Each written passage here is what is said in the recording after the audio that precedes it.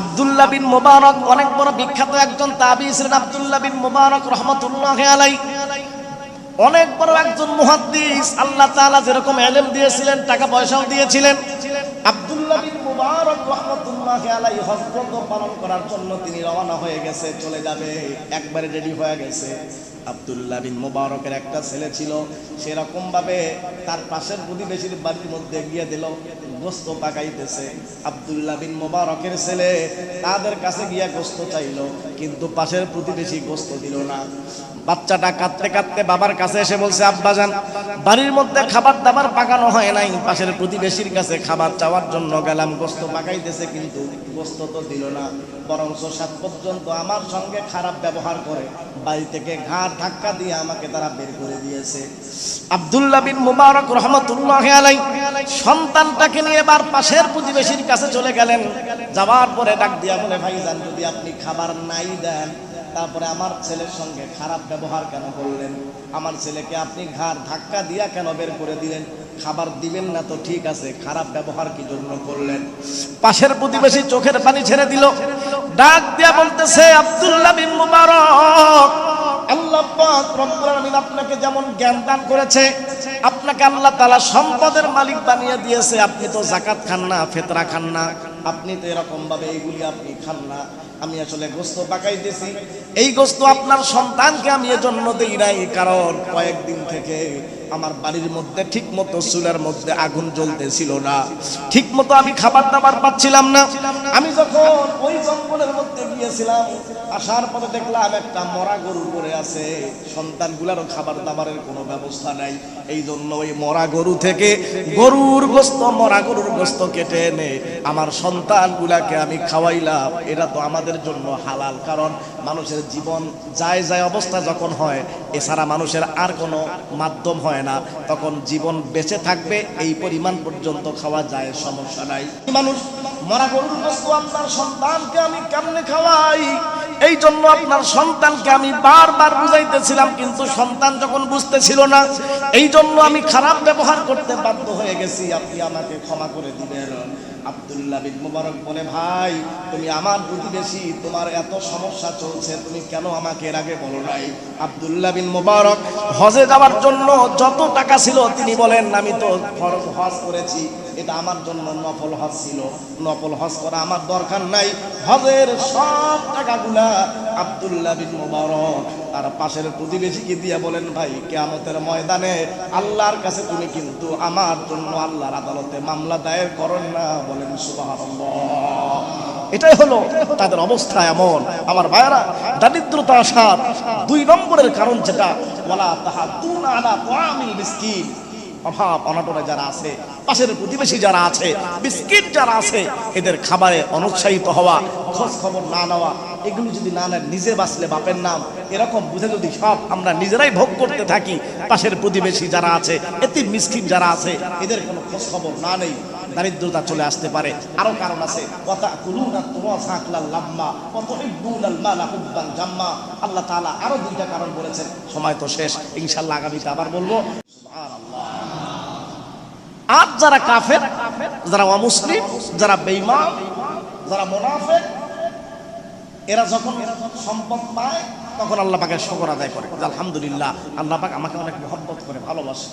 আবার যখন এরা কোনো কষ্টের মধ্যে পড়ে যায়, তখন এরা বলে, আল্লাহ পাক আসলে আমাকে মহব্বত করে না, আল্লাহ আমাকে ভালোবাসে না। আসলে আমি উপযুক্ত ছিলাম এই সম্মানটা পাওয়ার, আমি উপযুক্ত ছিলাম এইগুলি পাওয়ার, আল্লাহ পাক আসলে আমাকে দিল না। আল্লাহ পাকের উপর তারা দোষ জ্ঞাপন করে, আল্লাহ পাককে দোষারোপ করে। নাউজুবিল্লাহ, একটু জোরে বলেন। আল্লাহ তাআলা তাদের কথাগুলা কোরআনের মধ্যে বলছেন, ওয়া আম্মাল ইনসানু ইযা মাফাকাদারা আলাইহি রিজকা ফায়াকুলু রাব্বি আহানান।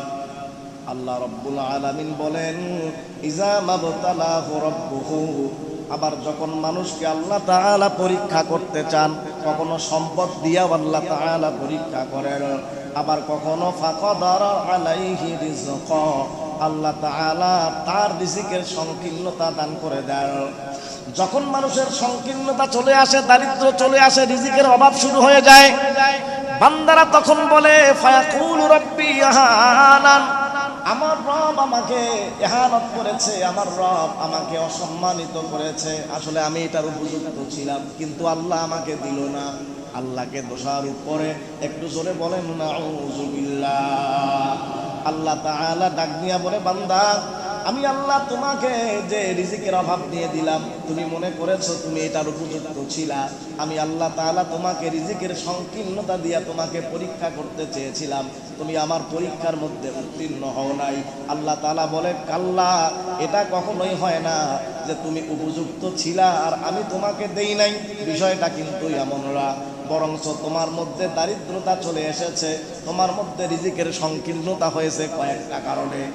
আল্লাহ তাআলা এবার সেই কারণগুলো বলতেছে, কোন কোন কারণে তোমার মধ্যে দারিদ্রতা চলে আসলো, কোন কোন কারণে তোমার মধ্যে অভাব চলে আসলো। আল্লাহ তাআলা এবার কোরআনুল কারীমের এক এক আয়াত বর্ণনা করতেছেন। আল্লাহ পাক বলেন কাল্লা বাল্লা তুকরিমুনাল ইয়াতীম, তোমাদের মধ্যে দারিদ্রতা চলে আসছে, মনে করেছো যে তোমরা সম্পদের উপযুক্ত ছিলা, তোমাদেরকে দেই নাই, বিষয়টা এমন না।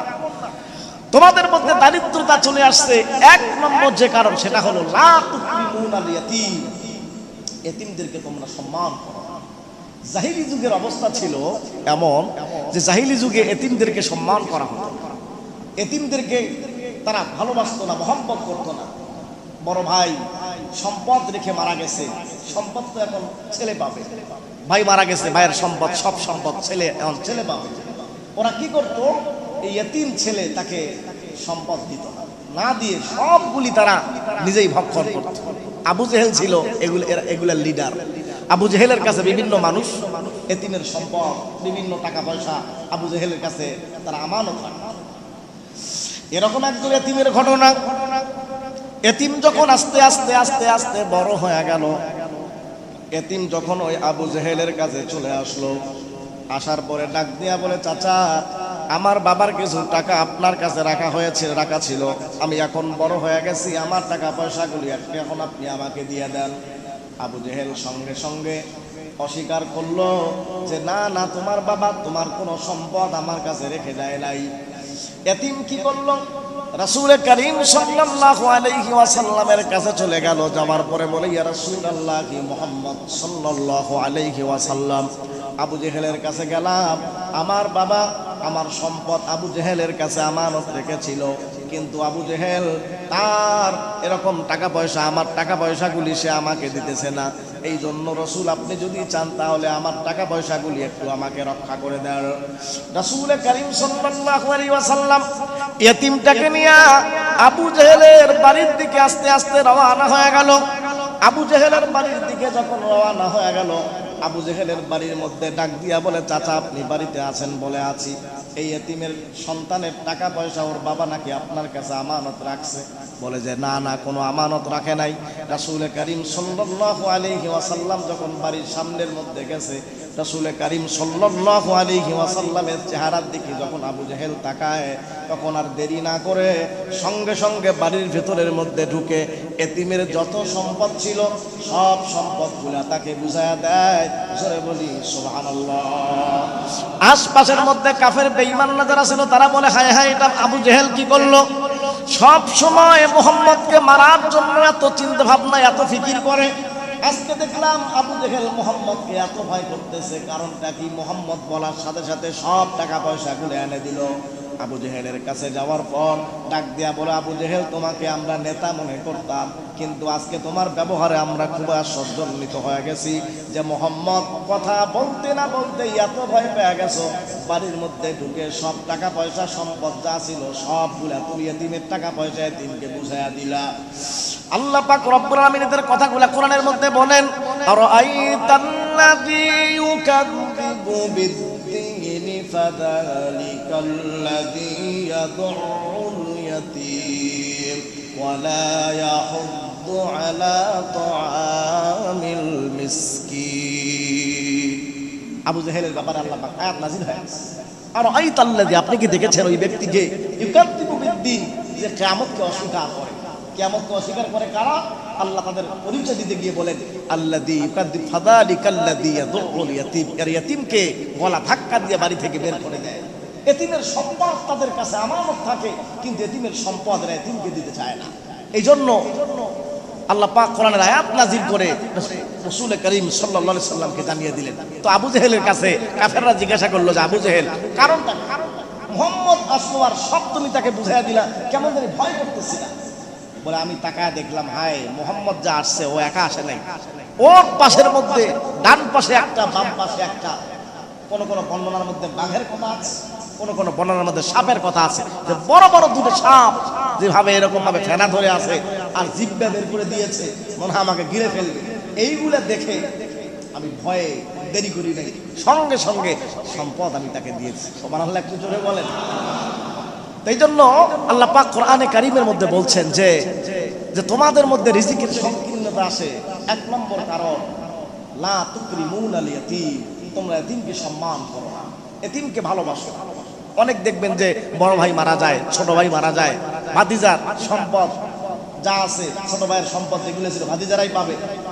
আস্তে আস্তে ভাতিজারা বড় হয়, কিন্তু চাচা বা জ্যাঠা যে বড় থাকে বা ছোট থাকে সবগুলা নিজে ভোগ করে, এতিমদেরকে পরে আর দিতে চায় না। আল্লাহ পাক কোরআনের মধ্যে বলেন, কি বলেন? আল্লাযীনা ইয়াকুলুনা আমওয়ালাল ইয়াতামা যুলমান ইন্নামা ইয়াকুলুনা ফি বুতুনিহিম নারা ওয়া সায়াসলাউনা সাঈরা। আল্লাহ পাক বলেন আল্লাযীনা ইয়াকুলুনা আমওয়ালাল ইয়াতামা যুলমান, যে সমস্ত লোকেরা এতিমের সম্পদকে জুলুমের সাথে ভক্ষণ করে, অন্যায় ভাবে যারা এতিমের সম্পদকে খায়, আল্লাহ বলে তারা পেটের মধ্যে মূলত সম্পদ খাচ্ছে না, এরা পেটের মধ্যে মূলত আগুন খাচ্ছে, পেটের মধ্যে আগুন খাইতেছে। অতি শীঘ্রই সমস্ত লোকগুলা এতিমের সম্পদ অন্যায় ভাবে ভক্ষণ করার কারণে অতি শীঘ্রই এরা জাহান্নামের মধ্যে ঢুকে যাবে। নাউজুবিল্লাহ, কি করে বলেন? এই জন্য এতিমকে মহব্বত করা, এতিমকে ভালোবাসে। এক সাহাবী রাসূল করিম সাল্লাল্লাহু আলাইহি ওয়াসাল্লামের কাছে আসলেন। আসার পরে ডাক দিয়া বলে, ইয়া রাসূলুল্লাহ, আমার দিলটা অত্যন্ত শক্ত, আমার দিলটা অত্যন্ত কঠিন, আপনি একটু আমার জন্য দোয়া করে দেন, আল্লাহ পাক রব্বুল আলামিন যেন আমার দিলটাকে নরম বানায় দেয়, আমার দিলটা অনেক শক্ত। রাসূল করিম সাল্লাল্লাহু আলাইহি ওয়াসাল্লাম বললেন, সাহাবী যাও তুমি এতিম যারা আছে তাদেরকে সম্মান করো, আতঈমুল ইয়াতীম, এতিমকে তুমি খানা খাওয়াও, এতিমকে মহব্বত করো, এতিমকে ভালোবাসো, এতিমের মাথার মধ্যে তুমি হাত বুলায়া দাও, আল্লাহ পাক তোমার অন্তরকে শক্ত থেকে নরম বানায় দিবে। বলি সুবহানাল্লাহ।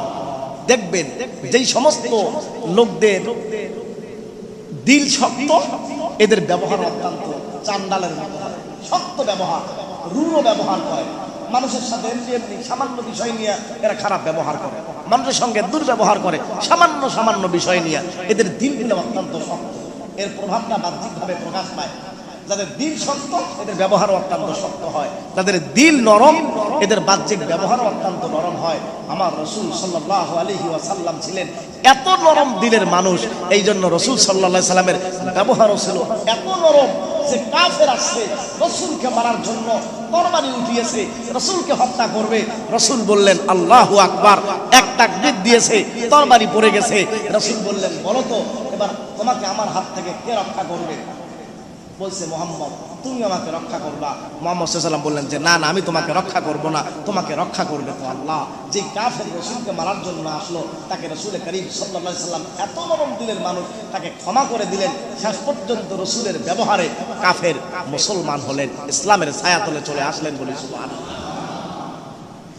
হযরত আবু হুরায়রা রাদিয়াল্লাহু তাআলা আনহুর হাদিস, রাসূল করিম সাল্লাল্লাহু আলাইহি ওয়াসাল্লাম বলেন, ওই ঘরটা কতই না বরকতময় ঘর, যে ঘরের মধ্যে কোনো এতিম থাকে, এতিম যে ঘরের মধ্যে থাকে সেই ঘরটা অত্যন্ত বরকতময় হয়। আবার রাসূল করিম সাল্লাল্লাহু আলাইহি ওয়াসাল্লাম বলেন, ওই ঘরটা কতই না অবরকতপূর্ণ ঘর, যেই ঘরের মধ্যে এতিমরা লাঞ্ছিত এবং অপমানিত অবস্থায় থাকে। বাড়ির মধ্যে এতিম আছে, ভাতিজা আছে, এতিম আছে, এতিমের সঙ্গে ভালো ব্যবহার করা হচ্ছে না। বলে এই ঘরটা সবচাইতে নিকৃষ্ট ঘর, এই ফ্যামিলিটা সবচাইতে নিকৃষ্টতম ফ্যামিলি। আবার রাসূল বলেন ওই ঘরটা, ওই ফ্যামিলি সবচাইতে উৎকৃষ্ট যাদের মধ্যে একজন এতিম আছে, আর তারা এতিমকে সম্মান করছে, মহব্বত করছে, ভালোবাসতেছে। সুবহানাল্লাহ, একটু জোরে বলেন। যারা মসজিদের মধ্যে দান করবো, টাকাগুলি আমরা হাতের মধ্যে আস্তে আস্তে নেই। আমার ভাইয়েরা, এই জন্য দারিদ্রতা কথাটা আসলে অনেক আছে, সবগুলি বলা যাচ্ছে না। তো দারিদ্রতা আসার এক নম্বরের যেই কারণ, সেটা হলো এতিমকে সম্মান না করা, এতিমকে মহব্বত না করা, এতিমকে ভালো না বাসা। আমার রাসূল সাল্লাল্লাহু আলাইহি সাল্লাম তিনি তো এতিম ছিলেন, এই জন্য এতিমের দুঃখ একমাত্র হুজুর সাল্লাল্লাহু আলাইহি সাল্লাম তিনি ভালো বুঝতেন। এতিম কি জিনিস, আর এতিম হওয়া, বাবা না থাকা, মা না থাকা, এটাতে কত অসহায়ত্ব, এটাতে কত কষ্টের একটা এতিমে বুঝে। সব বাচ্চাগুলার বাবা আছে, মা আছে, আদর করতেছে, মহব্বত করছে, ভালোবাসছে। এতিম সন্তান, তার বাবা নাই, মা নাই, মহব্বত পায় না, ভালোবাসা পায় না, সেইগুলির দিকে তাকায় আর চোখ দিয়ে পানি ফেলায়। আমার রাসূল সাল্লাল্লাহু আলাইহি সাল্লাম তিনিও মাঝে মাঝে বাচ্চাদের এই বাবা মার মহব্বত ভালোবাসা দেখে আমার রাসূলের ছোট্ট অবস্থায়, শিশু অবস্থায় অনেক কাঁদতেন তিনি। এজন্যই তো আল্লাহ পাক রাসূল সাল্লাল্লাহু আলাইহি সাল্লামকে উদ্দেশ্য করে বলেন, ফাআম্মাল ইয়াতীমা ফালা তাকহার। ওগো রাসূল, এতিমকে কখনো ঘাড় ধাক্কা দিয়ে আপনি বাড়ি থেকে বের করে দিবেন না। আপনি এতিমকে মহব্বত করুন, এতিমকে আপনি ভালোবাসুন। আসুন আমরা সামনের দিকে চলে যাই। দারিদ্রতা আসার একমাত্র কারণ আল্লাহ পাক বলেন এতিমকে মহব্বত না করা, ভালো না বাসা, এতিমকে সম্মান না করা। দুই নম্বর দারিদ্র আসার কারণ আল্লাহ পাক তাই বলছেন, ওয়ালা তাহাদ্দুনা আলা তুআমিল মিসকিন।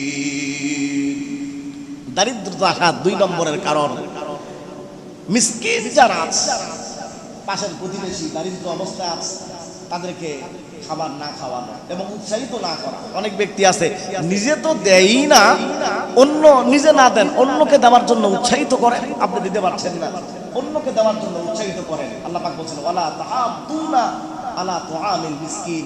এতিমকে খাবার খাওয়ানোর জন্য যারা উৎসাহিত করে না, নিজে উৎসাহিত হয় না, এই এতিমকে পাশের প্রতিবেশী দারিদ্র অবস্থায় আছে, আপনাদেরকে খবর দিচ্ছেন না, খাবার খাওয়াচ্ছেন না, খোঁজ নিচ্ছেন না, শুধু আপনি একা একা যা ইচ্ছা তাই খাচ্ছেন, বলে আপনার মধ্যে দারিদ্রতা চলে আসতে পারে। এজন্যই তো এক হাদিসের মধ্যে আছে, কিয়ামতের ময়দানে আল্লাহ পাক রব্বুল আলামিন বান্দাদেরকে ডাক দিয়া বলবে, বান্দা আমি আল্লাহ তোমাদের কাছে খাবার চাইছিলাম, আমি ক্ষুধার্ত ছিলাম, তোমাদের কাছে খাবার চেয়েছিলাম, কিন্তু তোমরা তো আমাকে খাবার দাও নাই। আল্লাহ তাআলা কিয়ামতের ময়দানে অনেক মানুষকে ডাক দিয়া বলবে, আমি আল্লাহ তাআলা বস্ত্রহীনতায় ভুগছিলাম, কাপড় চোপড় আমার ঠিক মতো ছিল না, তোমাদের কাছে চেয়েছিলাম, কিন্তু তোমরা তো আমাকে বস্ত্রের ব্যবস্থা করে দাও নাই। আমি অসুস্থ অবস্থার মধ্যে ছিলাম, তোমাদের কাছে টাকা চেয়েছিলাম, কিন্তু তোমরা আমাকে টাকা পয়সা দাও নাই। তখন বান্দাগুলা বলবে, আল্লাহ আপনি তো আল্লাহ, আপনি কেমনে ক্ষুধার্ত থাকেন, কেমনে বস্ত্রহীনতা আপনি ভুগেন, আপনি কেমনে অসুস্থ থাকেন।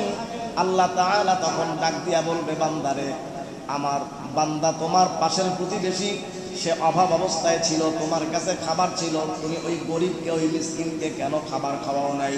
তুমি যদি ওই গরিব আর মিসকিনকে খানা খাওয়াইতা, তাহলে আমি আল্লাহকে খানা খাওয়ানো হয়ে যাইতো। চিৎকার দিয়ে বলেন সুবহানাল্লাহ। আমার বান্দা অসহায় দারিদ্র অবস্থার মধ্যে ছিল, কাপড় চোপড় ছিল না, তুমি কেন তাকে দাও নাই? আমার বান্দা অসুস্থ অবস্থায় ছিল, টাকার অভাবে ঠিক মতো চিকিৎসা করতে পারে নাই, তুমি কেন তাকে টাকা দিয়ে সাহায্য করলে না? এই জন্য দারিদ্রতা আসার দুই নম্বরের কারণ, দিন দিন দেখবেন ব্যবসার মধ্যে কোনো বরকত হচ্ছে না, দিন দিন ব্যবসার অবনতি হইতেছে। বলে কারণ পাশের প্রতিবেশী এত অভাব অনটনের মধ্যে থাকে, খোঁজ খবরও যদি না নেওয়া হয়, আপনার মধ্যে দারিদ্রতা চলে আসে। সময় তো নাই, একটা ঘটনা বলেই 2 মিনিটের মধ্যে শেষ করে দিয়ে দেই।